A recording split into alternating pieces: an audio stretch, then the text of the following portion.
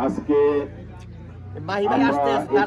উপস্থিত হয়েছি আপনারা সবাই আমাদের শ্রীনগর শেষদিঘা মুন্সিগঞ্জ 1 আসনের বারবার নির্বাচিত এমপি বিএনপির প্রতিষ্ঠাতা মহাসচিব আপনার আমার সবার সুপরিচিত ডক্টর এ.কে.এম. বদরুদ্দোজা চৌধুরী সাহেবের জানাজার জন্য আমরা এখানে উপস্থিত হয়েছি।